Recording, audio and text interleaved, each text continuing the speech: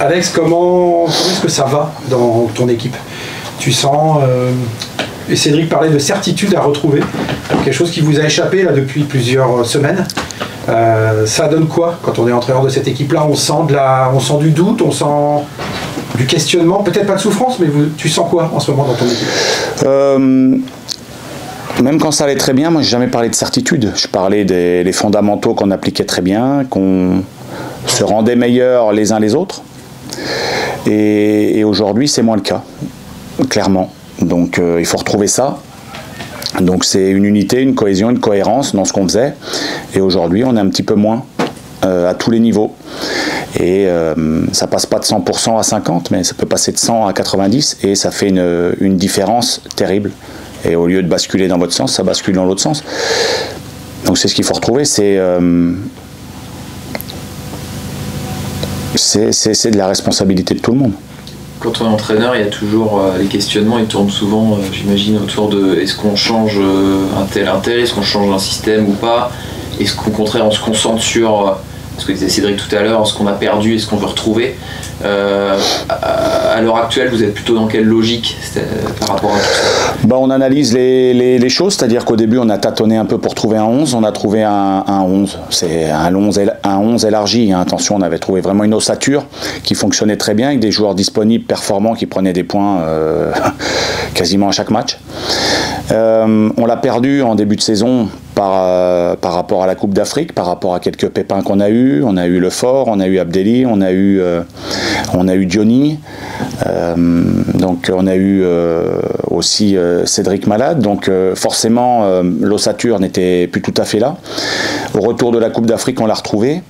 Et puis on n'a pas eu les résultats escomptés, même avec l'ossature qui a fait notre force au début de la saison. Ce qui veut dire qu'aujourd'hui, nous on s'interroge pour retrouver les bonnes formules et donc on se doit de recréer de l'émulation au sein du groupe,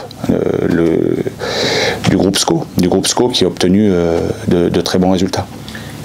Est-ce que dans votre méthode, dans votre façon de faire, pareil, on en a un peu parlé avec Cédric aussi, quelle place tu donnes aussi au ressenti des joueurs par rapport à ce qui se passe justement, par rapport à ce qu'ils peuvent éventuellement vous proposer ou observer en tout cas? Est-ce que dans ton fonctionnement c'est quelque chose d'important aussi d'avoir ces remontées là? Après, toi tu prends les décisions, mais en tout cas au moins d'avoir ces avis là. Oui, quand on est entraîneur, quand on a la tête d'un staff, il y a énormément d'informations, de données qui vous reviennent, et on doit faire le tri de tout ça. Et évidemment que les joueurs, le ressenti des joueurs, on doit le prendre en considération pour trancher et pour apporter les bonnes réponses. On te voit tenter pas mal de choses. L'entraînement, est-ce que tu es un peu dans la peau d'un chercheur en ce moment là, à essayer plein de choses? Je pense que tu fais peut-être un peu plus qu'avant. Tu le fais par la nécessité, tu veux résoudre peut-être des énigmes. Dans quel pot tu te mets là? On a l'impression que tu cherches plus. Ouais, donc quand on est coach, on est comment dire, il y a des périodes où on est bien, on est comme dans une zone de confort, tout va bien. Et puis d'autres où c'est plus difficile, donc il faut sortir de cette zone de confort là. C'est aussi à ces moments-là qu'on progresse. Donc aujourd'hui, évidemment qu'il faut pas tout remettre en cause, mais aussi se remettre en question pour chercher les solutions. Donc à l'entraînement, on met des situations, des jeux en place par rapport aux problématiques qu'on retrouve le week-end. Donc évidemment que ça fait partie de notre travail. Tout révolutionner, non, mais chercher à faire évoluer la méthode pour retrouver des résultats, oui, c'est indispensable. Donc faire changer les hommes aussi, parfois. Ouais, les hommes, aussi les faire se questionner, aussi chercher d'autres formules, voilà, qui peuvent aussi faire du bien sur du momentané ou sur du moyen terme. Donc nous on est dans la réflexion de tout un tas de choses, bien évidemment, mais ça remet pas en cause tout ce qu'on a fait avant, ça remet pas en cause notre fonctionnement. La capacité de travail, elle est toujours importante, même quand les résultats sont un peu moins bons, voire peut-être même plus parfois, on s'interroge encore plus. Donc l'idée c'est de chercher les leviers qui vont faire que ça va repartir, sans tout remettre en cause et sans oublier ce qui s'est passé sur les 6 premiers mois. Mais les 6 premiers mois, c'est bien. Aujourd'hui, dans l'instantané, il faut trouver des solutions. Ces 6 premiers mois, justement, vous y référez souvent. Est-ce que vous y référez pas trop ? Non. Non, pas du tout. Pour toi, ça reste des fondations quand même. Pas du tout, c'est notre histoire. Et sur les 6 premiers mois de la saison, on parlait souvent des 3 derniers mois du SCO, de ce qu'on avait semé. Donc on a aussi récolté sur les 6 premiers mois. Là, ça va un peu moins bien.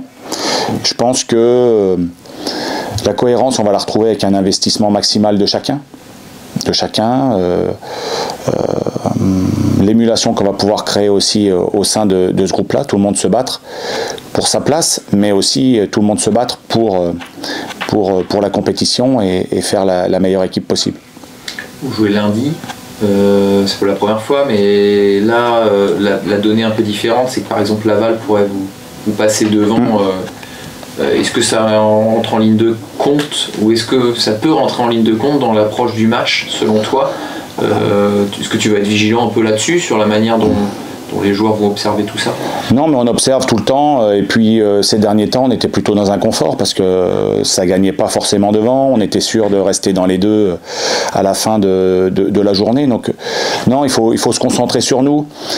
Toutes les équipes qu'on a rencontrées depuis le début 2024, on ne peut pas dire qu'on était vraiment surclassé de bout en bout à chaque fois, loin de là, sauf que ça bascule pas dans notre sens. Ça veut dire qu'il y a une réalité de résultat qui fait que ce qu'on fait c'est moins bien. Donc il faut repartir. Pas jouer trop avec les têtes, beaucoup plus avec le cœur. Moi j'attends que mes joueurs retrouvent du cœur à l'ouvrage. Les plans de jeu, les organisations, c'est une chose, bien évidemment. Les circuits de passe, les habitudes, les complémentarités, c'est une chose. Mais ce qui va faire la différence, c'est le cœur. Et aujourd'hui, moi je les attends beaucoup là-dessus.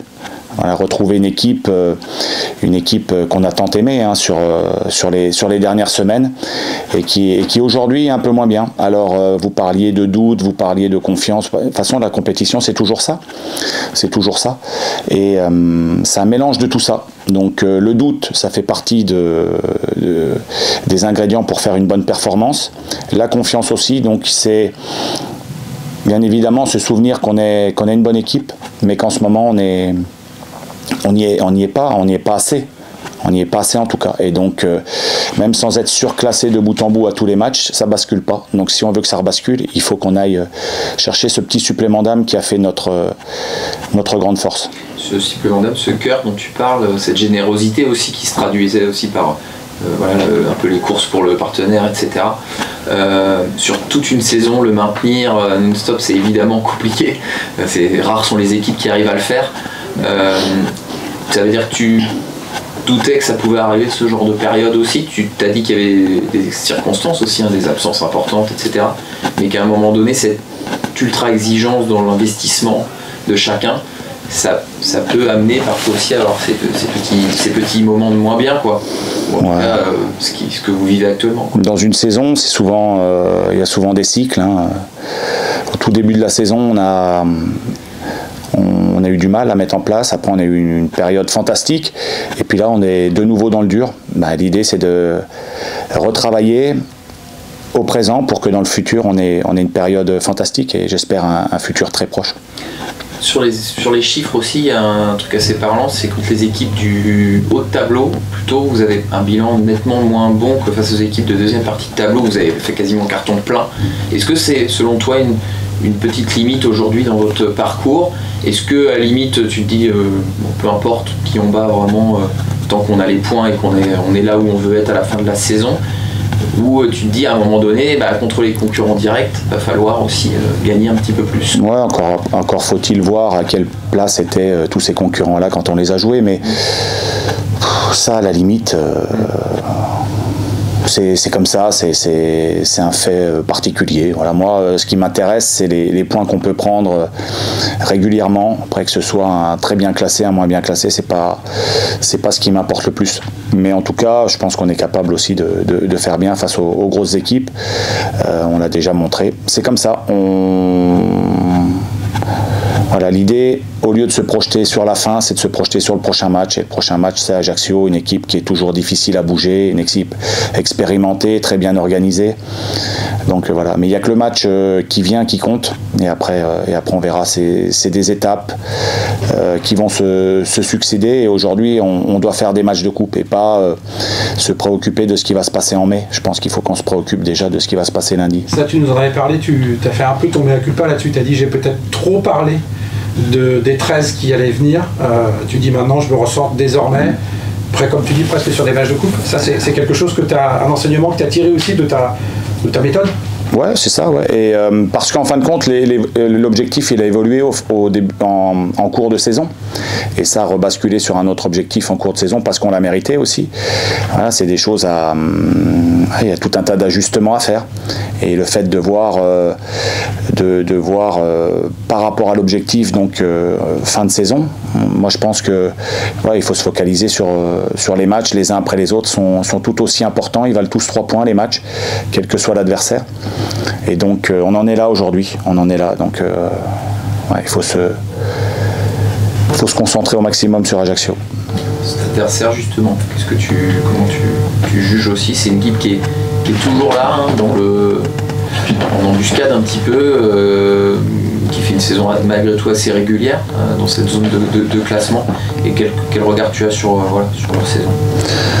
Ajaccio, c'est un club qui travaille bien, un staff qui travaille bien, une ossature d'équipe qui est performante pour ce championnat de Ligue 2, une équipe qui est difficile à manœuvrer. Donc elle fait son championnat, elle est encore dans le coup pour les barrages sans problème. Donc voilà, c'est une équipe à prendre avec le plus grand sérieux. Mais ça, c'est Ajaccio. Après, c'est surtout à nous de retrouver ce qu'on faisait de bien et jouer avec le cœur et beaucoup moins avec la tête. Sur l'effectif, absent, présent, on a Lopi qui va être absent pendant de longues semaines et on a Courcoul. Voilà. Après, les autres sont sur le pont. D'accord. Donc Zinedine au milieu aussi, ou Khaled au milieu qui pourrait retrouver sa place dans le groupe.